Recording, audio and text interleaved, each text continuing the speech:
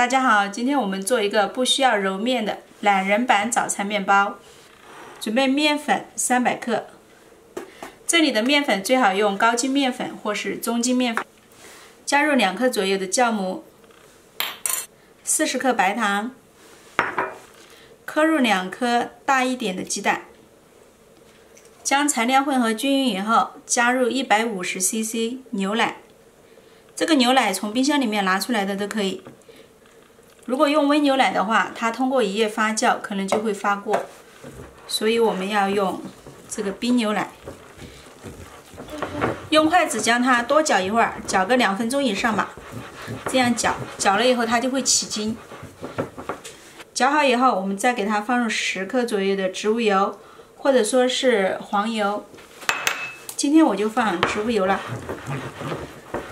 然后准备一个容器，在容器底部铺上不粘纸，或者说是刷油，将这个面团擀到这个盆里面，刮到上面，淋一些油，这样就好操作了，它就不会粘了。然后将它刮平，然后盖上盖子，让它在这里发酵1夜。因为冬天的温度很低，它是不会发过的。间隔时间以10个小时最好，就是10个小时、12个小时都可以。比如说我现在是晚上9点，到第2天早上9点以前来蒸都没有问题。第2天早上起床，它就发大了。发的不是很大的话，你就让它再发一会儿。如果你是用蒸锅蒸的话，我们就用蛋黄给它涂上。如果说你是上烤箱烤的话，就涂全蛋液。用平底锅煎也可以，用平底锅煎的话就什么都不用涂。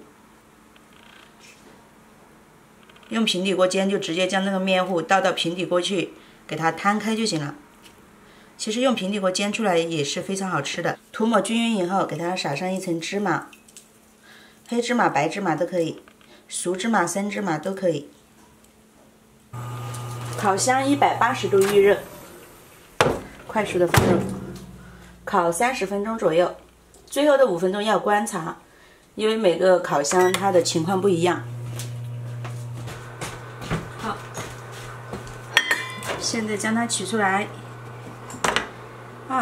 可以，这个还一点都不好取，这些地方我没有刷油哎。好，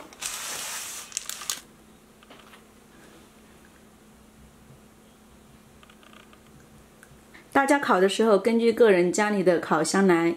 你看小芳今天烤的也不是很成功，都有一点糊了，可能是温度高了一点。